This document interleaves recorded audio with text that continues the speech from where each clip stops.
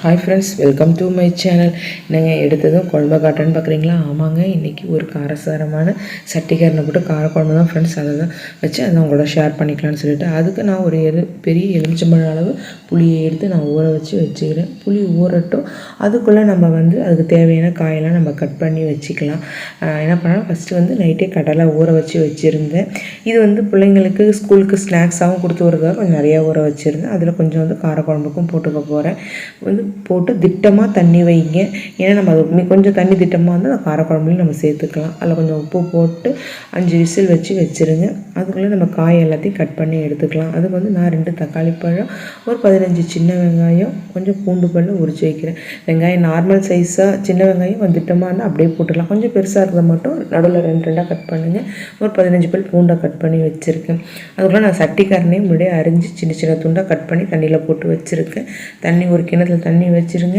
தண்ணி கொதிக்கும் போது நம்ம அரிஞ்சு வச்சு சட்டிக்காரனைங்க இதை மாதிரி இதில் போட்டு நீங்கள் மஞ்சத்தூளும் லைட்டாக வேணும். இப்போ நீங்கள் உப்பு கொஞ்சம் போட்டு இதில் காய்க்கு தகுந்த உப்பு மட்டும் இப்போ போட்டு வேக வைக்கலாம்.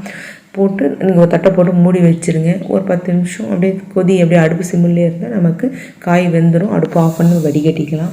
அதுக்குள்ளே புளி நமக்கு எல்லாமே நம்ம ரெடி பண்ணுறோம். புளி ஊறி இருக்கும். இதை நீங்கள் புளியை வடிகட்டி எடுத்துக்கோங்க. இப்போ புளி எப்பயுமே ஒரு 3 தடவை ஃபஸ்ட்டு திக்காக நமக்கு புளி இதுவாகும். அடுத்து திட்டமாக இருக்கும். அடுத்தது ரொம்ப தண்ணியாக இதை மாதிரி திட்டமாக தண்ணியை ஊற்றி கரைச்சி நீங்கள் எடுத்துக்கோங்க. இப்போ நான் குழம்பு மிளகாத்தூள் நான் 3 ஸ்பூன் போட்டுக்கிறேன். அந்த திட்டமான ஏன்னா கடலை வேக வச்சுருக்கு இல்லையா, அதுலேயும் தண்ணி இருக்குது. அதனால் முடிஞ்சாலும் புளியை கரைச்சிடும்போது திட்டமாக கெட்டியாக எடுத்துக்கோங்க. 1 ஸ்பூன் கொத்தமல்லி தூள், 3 ஸ்பூன் குழம்பு மிளகாத்தூள், 1 ஸ்பூன் கொத்தமல்லி தூள் போட்டிருக்கேன். இப்போ குழம்புக்கு தேவையான உப்பு போட்டிருக்கேன். ஏன்னா நான் சட்டிக்கானையிலும் உப்பு போட்டிருக்கோம், கடலை வேக வைக்கும் போதும் உப்பு போட்டிருக்கோம். அடுத்தது ஒரு பேன் வச்சு நல்லெண்ணெய் போட்டுக்கோங்க. 2 ஸ்பூன் நல்லெண்ணெய் போட்டுக்கிட்டு தாளிப்படகம் போடுங்க. இல்லாதவங்க கடுகும் வெந்தயமும் போட்டு தாளிச்சிக்கோங்க. நம்ம எடுத்து கட் பண்ணி வச்சிருந்து சின்ன வெங்காயத்தை போட்டு நல்லா வதக்குங்க. அடுத்தது தக்காளி பழமும் பூண்டையும் போட்டு நல்லா வதக்குங்க. வதக்கும் போது பாருங்கள், இதை மாதிரி சுருண்டு எண்ணெய் பிரிஞ்சு வரணும். இப்போ நம்ம கூட்டி வச்சிருந்த குழம்பு, அதாவது புளிக்கரைசல், அடுத்து குழம்பு மிளகாத்தூள், கொத்தமல்லி தூள், உப்பு இருந்தது இல்லையா, அதை போட்டு நீங்கள் அப்படியே குழம்பு கொதிக்க விடுங்க. அதுக்குள்ளே நம்ம குக்கரை திறந்து பார்க்கலாம். பாருங்கள், கடலை நல்லா வெந்து போச்சு. இந்த தண்ணி நம்ம வேஸ்ட் பண்ண வேணாம். அதனால் அடியில் அந்த பேன் வச்சு நான் மேலே கடலையை வடிகட்டுறேன்.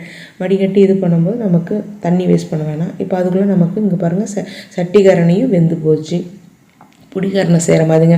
இது விறுவிறுப்பாக இருக்குது அப்படின்னா நீங்கள் அது உள்ளே ஒரு ஆணியை போட்டு கூட நம்ம வேக வைக்கலாம். இதை பாருங்கள், எல்லாமே வெதுவாகிடுச்சு. இப்போ நான் நம்ம வேக வச்சுருந்தோம் இல்லையா சட்டிக்காரனை, அதை அதில் சேர்த்துருங்க. குழம்பு கொஞ்சம் கொதி வந்ததும் இப்போ கருவேப்பிலையும் சேர்த்துருங்க. அதுக்குள்ளே நமக்கு கடலையும் வெந்திருக்கும். அதுக்குள்ளே குழம்பு கொதிக்குது இல்லையா, வாசனை நல்லா வரும். மூடி வைங்க. இப்போ நம்ம வெள்ளைக்கடலை வச்சுருந்தோம் இல்லையா, அதையும் அதில் சேர்த்துட்டு நம்ம கடலை தண்ணி வச்சுருந்தோம் இல்லையா, அதையும் அதில் சேர்த்து மூடி அப்படியே வச்சுருங்க. நல்லா ஃபுல் தீயில வைங்க. இப்போ நல்லா குழம்பு நல்லா கொதித்து நல்லா வாசனையாக இருக்கும். இப்போ பாருங்கள், குழம்பு கொஞ்சம் தண்ணி பதமாக தான் இருக்குது. அதனால் இன்னும் கொஞ்சம் நேரம் நமக்கு குழம்பு கொதிச்சா தான் நமக்கு டேஸ்ட்டு வரும். இப்போ உங்களுக்கு டிஃப்ரெண்ட் தெரியும். கொஞ்சம் குழம்பு கெட்டியாகவும் ஆகுது. எண்ணெய் பிரிஞ்சு நமக்கு மேலே வர ஆரம்பிச்சிருச்சு.